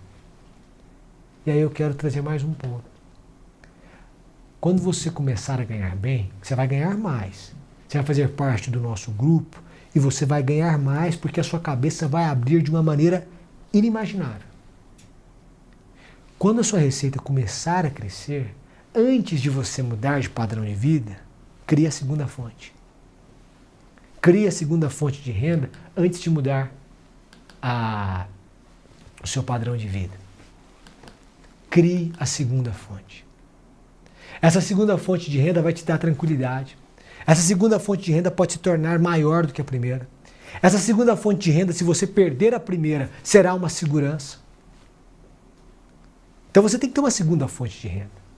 E eu pergunto a você, qual a sua segunda fonte de renda? Você sabe que no nosso grupo eu já fechei 3 masterclasses da área financeira. Fábio Holder vai falar sobre ações. O Lucas Fleury e o Davi Ramos, um que tem um escritório da BTG e o outro que tem um escritório da XP, vão falar sobre investimentos. Que eu quero que você aprenda a investir. A gente vai ter uma masterclass por mês com uma pessoa de outra área. Inclusive sobre vida saudável. A Patrícia Davidson acabou de falar comigo hoje cedo, topou empreitada. Ela vai dar uma aula sobre vida saudável. E ela é a nutricionista de maior referência no país. Mas eu quero que você aprenda a investir. Eu quero que você aprenda a investir. Para isso, gente, aprenda a conversar. Você aprende com todo mundo. Ouça, faça amizades, assista palestras, faça cursos sobre empreendedorismo, sobre liderança, sobre gestão financeira. Numa dessas buscas de aprendizado, eu falei, eu vou assistir uma série no Netflix chamada Por Dentro da Mente de Bill Gates. Eu assisti. E aí eu vi que o Bill Gates tem um negócio que ele chama de Think Weekend.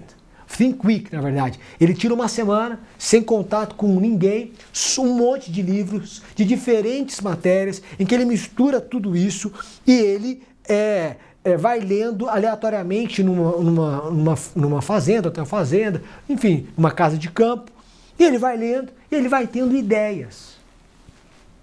Deixa eu te dizer uma coisa, eu te vi isso, eu falei, eu vou fazer a mesma coisa. Mas eu não vou tirar uma semana, porque eu não posso tirar uma semana, eu posso tirar um fim de semana. Fiz um fim de semana. Sexta-feira, 18 horas, desliguei o celular, avisei todo mundo que eu estava incomunicável, no domingo eu retornei. levei um monte de livros dos mais diversos temas, desde clássicos a livros de empreendedorismo, biografias, tudo que você imaginar. Ia misturando as coisas. Lia um trecho aqui, 5 páginas aqui, lia outras 2 páginas ali, 10 páginas lá, e fui tendo ideias. Na Think Weekend, eu desenvolvi um selo, tive a ideia de um selo, que eu chamo de ILP, Investimento de Longo Prazo. Porque eu percebi e eu aprendi com o Jorge Paulo Lemann que é preciso investir a longo prazo.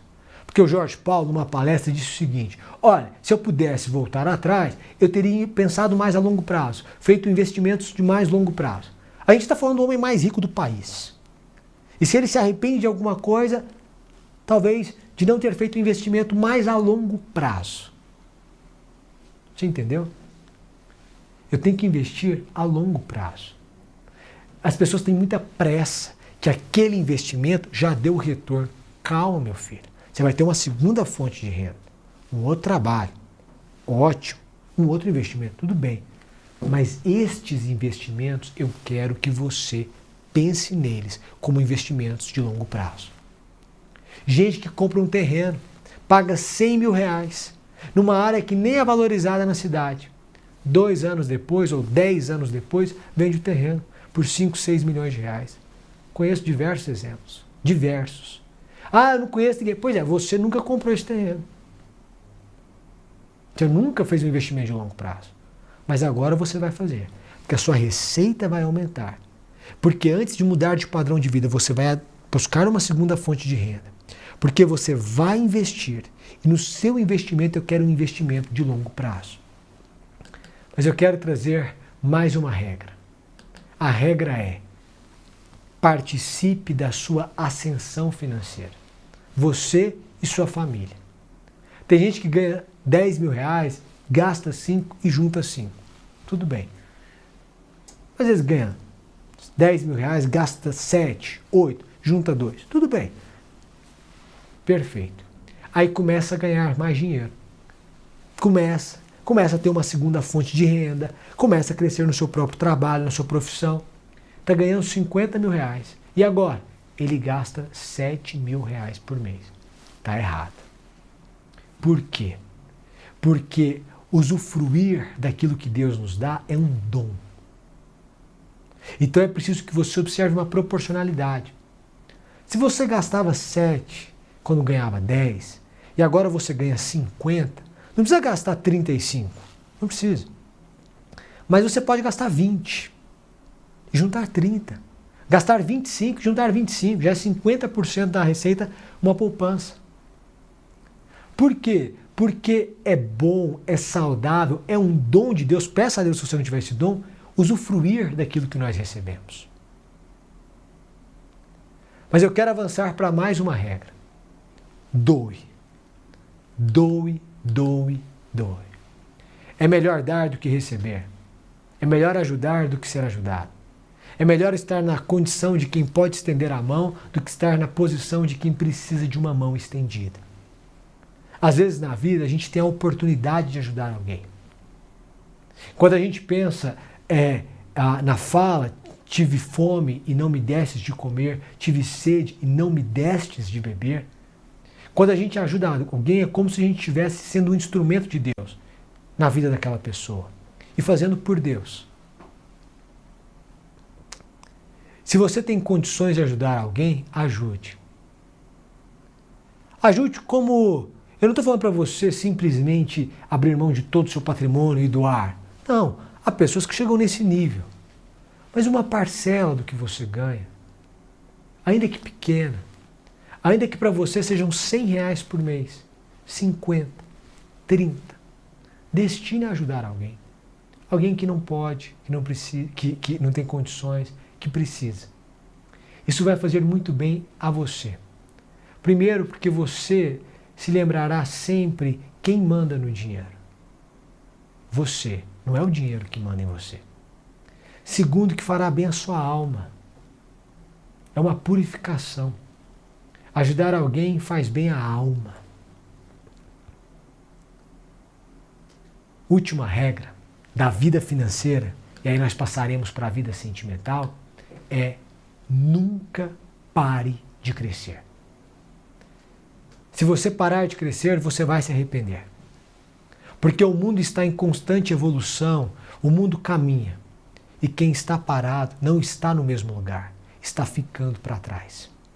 É possível crescer de uma forma absolutamente leve depois de um tempo. O sujeito vai construindo, os ritmos de vida vão mudando. Uma coisa é o ritmo de vida dele aos 30, aos 40, aos 50, ele já tem um ritmo talvez um pouco mais leve, aos 60 um pouco mais leve, aos 70 mais leve. Mas ele continua trabalhando, ele continua crescendo. Não pare de crescer. É maravilhoso crescer. Então, alimente esse desejo seu de crescer. Para a vida financeira, também leve isso. Nunca pare de crescer.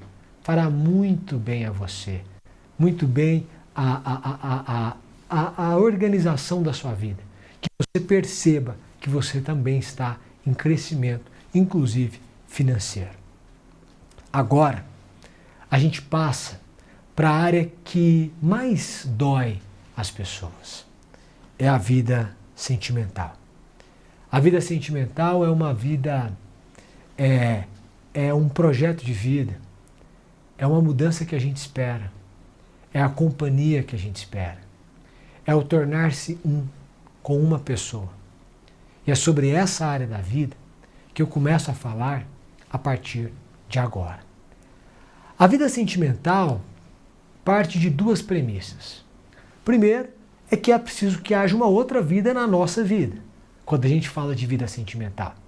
Porque você pode falar para mim que na vida financeira, que na vida profissional, que na vida espiritual, é uma decisão sua.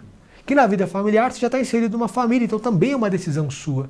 Mas a vida sentimental pressupõe uma decisão de duas pessoas. Tudo bem, uma vida na nossa vida. A segunda premissa, a gente vai falar sobre para solteiros e para pessoas compromissadas ou comprometidas. A segunda é que a vida sentimental demanda um cuidado vitalício. Deixa eu te dizer uma coisa. Pode ser que você já tenha um companheiro ou que você já tenha uma companheira. Mas eu estudei com Platão que o amor é a busca do belo e do bom. O amor é o desejo.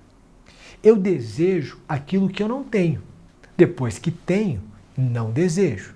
E, portanto, o amor, se fosse só isso, morreria a partir do momento em que eu conquisto essa pessoa. Por que que não morre, então? Porque eu quero que essa pessoa esteja comigo amanhã. E no amanhã eu ainda não a conquistei. E o meu comportamento hoje vai me ajudar a conquistar essa pessoa amanhã. Eu desejo essa pessoa no amanhã. E é por isso que eu continuo amando essa pessoa. Por que que relacionamentos terminam, por vezes? A pessoa olha e fala, gente, eu não vejo futuro com essa pessoa. Eu não quero estar com ela no amanhã. E como eu não quero estar com ela no amanhã, e eu já tenho ela hoje, o meu desejo por ela acabou. A vida sentimental requer um cuidado vitalício. E esse cuidado é cotidiano. É como você fala com a pessoa que está com você. É como você se dirige a ela. É como você é carinhoso. São as lembranças que você traz. É o projeto de futuro que você tem. O cuidado é vitalício. Mas nós vamos falar de vida sentimental. E eu quero começar com as pessoas solteiras. Se você está solteiro, duas perguntas básicas você deve se fazer quando conhecer alguém. A primeira é: o que é importante para mim? O que é importante para mim? E a segunda pergunta, que também é um filtro, é: quais os defeitos dessa pessoa? Primeira pergunta: o que é importante para mim? O que é importante para mim? Porque às vezes para você é importante a religião. Você é radical na religião. Praticante. Uma pessoa que não crê em Deus, com você pode ser incompatível. Com outra pessoa, não. Mas se para você isso é importante e aquela pessoa não tem, isso pode tornar incompatível a vida em comum, insuportável a vida em comum. Então eu preciso entender o que é importante para mim. quais valores, quais crenças, quais visões de mundo são importantes para mim.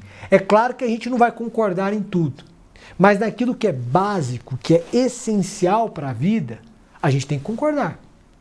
Porque não há problema que as pessoas tenham visões antagônicas. O problema é colocar pessoas com visões antagônicas de mundo na mesma casa para criar os mesmos filhos. Vai dar guerra, provavelmente. Mas por que isso aconteceu? Porque ninguém se perguntou o que é importante para mim. Entrou de cabeça. Foi guiado pela carência, não pelo amor. O que é importante para você? O que é importante para você? Você precisa se responder. Que tipo de família eu quero? Quantos filhos eu quero ter filhos, eu não quero ter filhos. Qual a importância da religião na minha casa, na minha família, para mim? A segunda pergunta foi de uma conversa com o psicanalista Marco Aurélio Lobo. Ele me disse, repare nos defeitos. Conheceu alguém? Repare nos defeitos. Por quê? Porque é o defeito que pode tornar a vida incomum. Não é reparar nos defeitos para você colocar fim. É para você ver quais são os defeitos da pessoa e ver se para você tudo bem. Porque ninguém muda ninguém. A pessoa pode mudar? Pode. Mas para ela mudar, é preciso que ela queira. Então olha os defeitos. Todo mundo tem defeitos. Eu olho para esses defeitos e falo, não, é chato, mas ok. Faz parte da vida. Eu também tenho defeitos. Pronto. Agora, alguns defeitos são insuportáveis. Se você não prestar atenção nisso no início, dizer, não, mas isso aqui, seja sincero com você. Eu estou disposto a esse defeito? Porque às vezes o que é defeito para você não é defeito para o outro. Porque é subjetivo. Existem alguns defeitos que são objetivamente aferíveis. Mas existem outros que são subjetivos. Essa pessoa pode não dar certo com você, mas dar certo com outra pessoa. Porque se você condenar duas pessoas com visões antagônicas de mundo, que discordam em tudo, com defeitos insuportáveis na mesma casa, você está apontando uma guerra. E antigamente era para a vida toda, agora ainda há o divórcio. Mas você está apontando uma guerra. Ou não é isso? Quais são os defeitos dessa pessoa? Esse. Esse aqui não dá. Infelizmente não dá. Para mim não dá. Então ela é perfeita, ela é maravilhosa, ela é educada, ela tem esse defeito. Não dá.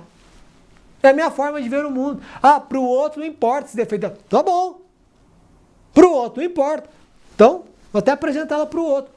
Para mim não dá. Mas eu gosto. Então, tudo bem, mas este defeito é insuportável para mim? Então, faça essas duas perguntas. Essas duas perguntas, meu amigo, geram filtro. Não é qualquer um que entra na sua vida. Por quê? Porque primeiro eu pergunto o que é importante para mim, essa pessoa desborda, então não dá. E segundo eu pergunto quais são os defeitos da pessoa. Não, esse defeito é insuportável, não dá. Isso faz filtro. As pessoas falam, nossa, você ficou chato. Não ficou chato. Ser seletivo não é ser chato. Ser coerente não é ser chato. Ser sábio não é ser chato. É melhor você ficar solteiro mais 1 ano, 2, 3, do que agora, por carência, optar por uma pessoa e sofrer 20. Ou não. Ou não acontece. Pessoa achando o relacionamento péssimo. Está a ponto de terminar. Engravidou. Aí ela fala, nossa, e aí, não, então eu vou tentar mais. Aí fica mais 5 anos com a pessoa. Todo aquele sofrimento. Por quê? Porque não se perguntou, o que é importante para mim?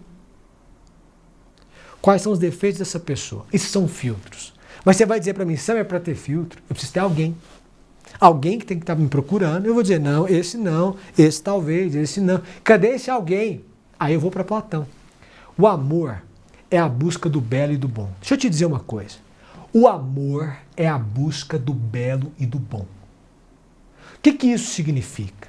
Significa que você precisa alimentar as suas bondades e as suas belezas em todas as áreas. Beleza em todas as áreas. Tem gente que diz assim, nossa, então é beleza física? Não só beleza física, mas também beleza física. Mas é beleza física, É beleza intelectual. Já viu gente inteligente conversando? Você fica encantado. É beleza espiritual. Você viu gente do bem, que você sente paz. É a beleza em todos os seus sentidos. Deixa eu te dizer uma coisa, não sou eu, é Platão. Sou eu que inventei isso, não é Platão. Você vai ler o Banquete, você vai inferir isso da obra. Sempre que o seu caminho for contrário ao das belezas e bondades, o amor vai se afastar de você. Porque ninguém encontra o amor. Ninguém. Todo mundo é encontrado pelo amor. E para ser encontrado pelo amor, então você conhece uma pessoa e de repente você é encontrado pelo amor. É preciso que você alimente suas belezas, suas bondades. Que cuidado que você tem com suas belezas? Você tem alimentado as suas belezas? Investido nas suas belezas? Beleza intelectual. Beleza emocional. Beleza espiritual. Beleza física. Você vai fazer o nosso grupo. Meio-dia a gente lança, daqui a pouco a gente lança o nosso grupo. Quando você decide pelo nosso grupo, você está investindo nas suas belezas. E não só nas suas belezas, nas suas bondades. Por quê? O que é bondade? Bondade tem dois sentidos aqui. Bondade é coração bom. Ok? É a pessoa de boa índole. Isso é uma bondade. E o amor procura isso. Ou você está procurando uma pessoa de má índole para você? Mas você é uma pessoa de boa índole. Então, como é o seu comportamento? É admirável ou não é admirável?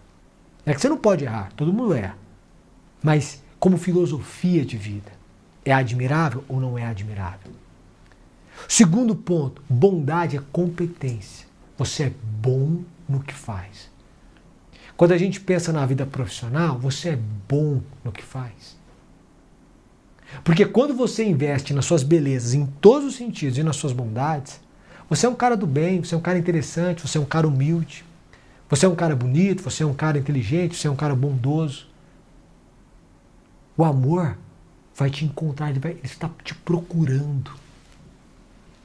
E aí, é aquela inversão que é bíblica, né? Não é você que corre atrás da bênção, é a bênção que corre atrás de você. Você está parado, você está jogando parado, entre aspas. Você está investindo nas suas belezas, você está investindo nas suas bondades, você está fazendo o nosso grupo. Aí você abriu a cabeça, aí você está cuidando da família, você está cuidando do sentimental, você está cuidando do espiritual, financeiro, familiar, você está crescendo, o seu projeto profissional está prosperando. De repente você é encontrado pelo amor. Aí você é encontrado pelo amor. A gente vai dizer, não é possível. Fui encontrado pelo amor? Fui encontrado pelo amor. Que coisa maravilhosa. Você foi encontrado pelo amor. Mas por quê? Porque você alimentou suas belezas, suas bondades. Quando você alimenta suas belezas, suas bondades, os pretendentes se multiplicam. Porque o amor é a busca do belo e do bom. Aí você aplica o filtro. O que é importante para mim e o que defeito essa pessoa tem. Coloquei os dois filtros, esse aqui não passou, esse aqui passou. Passou? Ótimo. Que aí agora a gente começa a conversar para você que tem relacionamento. Você quer casar, você que tem relacionamento. Porque a pergunta quando eu estou solteiro é o que é importante para mim. Mas a pergunta quando eu estou casado é o que é importante para o outro. Porque eu já me casei. Porque quando eu me casei, a ideia é diferente. Que quando eu estava solteiro, a ideia é eu quero ser feliz. Agora a ideia é eu quero fazer o outro feliz. Você já conviveu com alguém infeliz? É horrível. Se você convive com alguém infeliz, você se torna infeliz. Eu pergunto, o que é importante para o outro? Para o outro. Como é que eu faço o outro feliz? Porque nós lemos no Clube dos Pensadores A Mulher Desiludida, de Simone de Beauvoir. Você pode criticá-la, não gostar dela, enfim, etc. Mas tem que ler a obra dela, porque senão você está fazendo uma crítica superficial. E na Mulher Desiludida, ela mostra como o amor acaba. Sabe o que a gente fez no Clube dos Pensadores? Vamos aprender o avesso. Ela deu a receita do fracasso. Vamos aplicar a contrário senso e vamos descobrir a receita do sucesso. Sabe qual que é a receita do fracasso para o relacionamento? Quando eu paro de pensar no outro. Quando os dois param de sonhar juntos. Tem quanto tempo que você não senta com seu marido, que você não senta com sua esposa para sonhar juntos? Porque vocês não têm um plano em comum, um projeto em comum. Sabe quando morre? Quando você para de se cuidar. De cuidar do outro e de se cuidar para o outro, para você e para o outro. Você não se cuida. Qual o seu nível de cuidado consigo mesmo? Você vai à academia? Você se veste bem? Você atende o outro? Como é que você cuida do outro? Qual é o seu nível de carinho? Quanto tempo faz que vocês não viajam juntos? Um fim de semana, só vocês dois. Pararam de sonhar juntos? Receita do fracasso. Pararam de conversar, de contar o que te incomoda, o que lhes incomoda, o que os incomoda? Receita do fracasso. Pararam de ter projetos juntos? Receita do fracasso. Qual que é a receita do sucesso? É o inverso. É chamar a pessoa que está com você e falar assim, ó, vamos sonhar junto? Vamos ter um plano nós dois? Vamos ser um? Qual que é o nosso plano aqui, como família? Qual que é o seu plano profissional, que vai ser o nosso plano profissional? O que a gente tem em comum aqui? Vamos fazer o seguinte, uma vez a cada 2 meses, um fim de semana é nosso. A gente vai para uma cidadezinha aqui do lado. Deixa eu te falar, estou me cuidando. Estava todo desleixado, todo. Agora eu estou me cuidando. Você vai olhar para mim e vai despertar em você um desejo. Amor é desejo. Você vai me admirar. Por quê? Porque a admiração é o oxigênio do amor. Sem admiração, o amor eros morre. Aí eu aprendo a receita do sucesso, que é cumplicidade, que é sonhar juntos. Que eu posso te dar 1 milhão de exemplos de casamentos mal-sucedidos, mas eu também posso te dar 1 milhão de exemplos de casamentos bem-sucedidos. De gente que optou por sonhar junto, de continuar junto, de ser firme. E aí? Será que não está na hora de você pensar nisso? De você se cuidar e cuidar do outro? Agora deixa eu te dizer outros 2 pontos importantes. Quando eu estou casado, quando eu estou compromissado, como é que eu faço o outro feliz? O que é importante para o outro? Quando eu estou solteiro, o que é importante para mim como filtro. Mas quando eu estou casado, o que é importante para o outro? Porque eu tenho que ser flexível também. A gente tem que se adaptar. Não é abrir mão da sua individualidade. É construir uma unidade. É construir uma família. É tornar-se um. Ainda quero destacar o seguinte. Sempre 2 pontos. Procure bons exemplos. Sempre procure bons conselheiros. Sempre procure bons exemplos. Sempre procure bons conselheiros. Pode ser que os seus pais não sejam um bom exemplo de marido e mulher. Pode ser que ao seu redor você encontre um bom exemplo. Ótimo. Vá atrás dessa pessoa. Converse com ela sobre vida sentimental. Chegue com humildade. Elogie a pessoa com sinceridade. Diga, olha, para mim, vocês são um exemplo de casal e eu sou apaixonado pela forma como vocês vivem. E eu estou dizendo isso com uma profunda admiração e eu desejo que vocês sejam muito felizes, mais felizes ainda. Eu estou vindo aqui para aprender. Como é que eu faço para ter um casamento assim?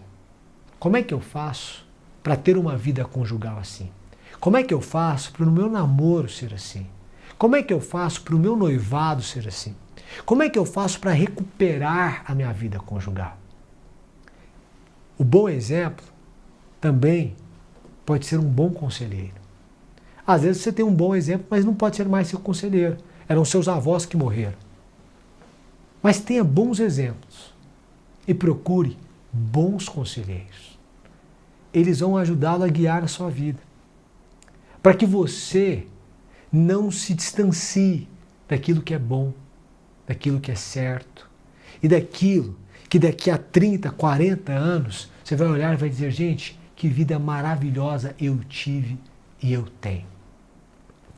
Quando eu penso nas áreas da vida, quando eu falo para vocês, gente, vamos pensar nas áreas da vida, esse desafio era o seguinte, gente, a vida tem 5 áreas, mais a saúde, vida saudável, que seria uma 6ª. Mas além da saúde, 5 áreas. Vida espiritual, vida sentimental, vida financeira, vida familiar, vida profissional. E eu quero convidar você a cuidar de todas elas. Quando eu falo sobre gestão do tempo, eu estou dizendo para você, olha, preste atenção na gestão do seu tempo. Dá para encaixar um tempo para Deus, 20 minutos por dia, depois você vai querer aumentar, só estou te avisando. Dá para você encaixar o tempo para sua família, depois você vai querer aumentar, estou só te avisando. Mas sua família vai ser linda, vocês vão ser unidos. Dá para ter organização financeira. Hoje parece difícil, mas daqui a um tempo você vai ver quão maravilhoso é. Você vai pagar suas dívidas, vai começar a construir seu patrimônio e não vai experimentar uma crise daqui a 10 anos, quando outros experimentarem. Você vai dizer, não, eu já cuidei da minha vida financeira. Você vai ter uma relação sentimental harmônica. Você e seu marido, você e sua esposa são parceiros. Você vai encontrar a sua esposa, você vai encontrar o seu marido. Porque você vai ter aprendido a alimentar o belo, o bom, as suas belezas, as suas bondades. Você vai construir uma história com significado na profissão. É o que você gosta de fazer, com quem você gosta de fazer, no ambiente que você gosta de fazer. E é por isso que a partir de agora a gente vai lançar o nosso grupo. O que acontece com o nosso grupo? O nosso grupo é um grupo de pessoas que decidiu cuidar de todas as áreas da vida, dessas 5. Uma vez por semana a gente vai ter uma aula de 30 minutos, que eu vou deixar gravada. E você vai poder assistir onde quiser e quando quiser. E quantas vezes quiser. Depois você vai receber um material em PDF dessa aula. Por quê, Summer? Porque pode ser que daqui a 6 meses você tenha uma questão naquela área da vida. Você vai pegar aquele material, vai lê-lo e vai encontrar respostas. É isso que eu quero de você. Respostas. Além disso, eu vou mandar uma pílula reflexiva por semana, na segunda-feira, para você ouvir no carro, algo de até 10 minutos, para você começar a semana bem. E a cada aula, eu vou te dar um desafio. Como eu fiz hoje. Olha, eu desafio você a ter um tempo para sua família. Eu desafio você a organizar as suas finanças. Dessa forma, a gente vai ter um desafio por semana. Eu quero que você encontre os seus pais essa semana. Tome um café com eles. Se você não tiver pais, que você faça com seus filhos, que você faça com um irmão. Diga, eu quero tomar um café com você. A gente vai ter um desafio por semana. Mas um desafio assim. E cada semana eu vou chamar a atenção de uma área da vida para você. A gente decidiu que a gente vai ter masterclasses uma vez por mês. Eu vou chamar um especialista que vai falar por 1 hora para vocês. Eu já fechei com vários. Padre Marcos aceitou meu convite a falar sobre vida espiritual numa masterclass. Pastor J.B. Carvalho, que é teólogo, escritor, também já aceitou para falar sobre vida espiritual, vai falar de 1 hora. A Patrícia Davidson, falei com ela hoje, aceitou, vai falar sobre vida saudável. O Fábio Holder, o Davi Ramos e o Lucas Fleury vão falar sobre vida financeira. E eles são sócios de escritórios do XP, BTG e analista de investimento. A Thalita Braga, que é médica psiquiatra, membro do American Psychiatry Association, Associação Americana de Psiquiatria, vai falar sobre vida sentimental, sobre relacionamentos. Sabia? A Nádia Santana topou fazer a Masterclass, ela é psicóloga há 22 anos, mestre em Psicologia da Personalidade, sobre vida familiar, como é que se dá bem com a família. Como é que a escuta é importante na família. Todos eles já aceitaram. O valor, o pessoal vai colocar um QR Code para você se inscrever aí. O valor da assinatura é de R$ 58,00 por mês, no plano anual. Mas para os membros fundadores, que são vocês, que é você agora, que está começando agora, que assistiu essa live agora, o nosso grupo, e o nome é esse, nosso grupo, vai sair por R$ 29,90 por mês. Toda semana uma aula de 30 minutos sobre uma área da vida. Toda semana uma pílula reflexiva para você ouvir no carro, no banheiro, no chuveiro. Material em PDF da aula para você ter essa instrução para sempre. Uma masterclass por mês, com alguém que seja referência na área. E a gente estudou o menor valor possível. E foi esse de R$ 29,90 no plano anual. Não é possível fazer menos do que o plano anual. Mas se eu fizesse mensal? Não vai ter impacto na sua vida. Eu quero que daqui a 1 ano você me diga o impacto na sua vida. Que impacto que isso terá na sua vida? Como é que você vai chegar lá? Como é que você vai estar cuidando da sua família? Como é que você vai estar cuidando das suas finanças? Da sua vida profissional? A gente vai fazer parte do mesmo grupo. Será o nosso grupo. E é um prazer ter você no nosso grupo. Eu disse que quero sair rodando o país para conhecer as pessoas pessoalmente. E sempre que eu fizer isso, eu vou dar preferência no espaço para as pessoas que são do nosso grupo, que fazem parte do Ser Mais Criativo, que são nossos alunos. E você pode ser uma dessas pessoas. Eu quero convidar você a se inscrever agora.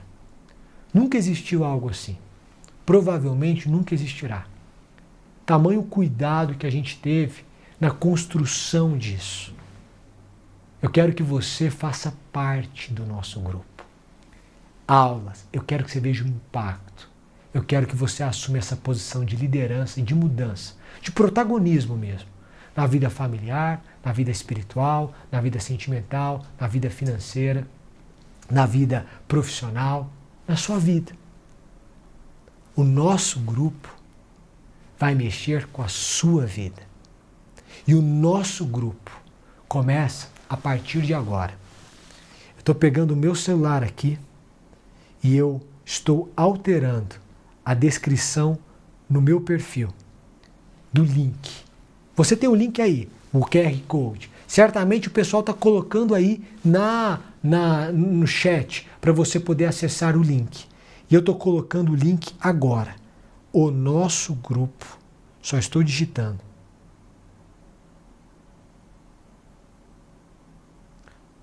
.com.br.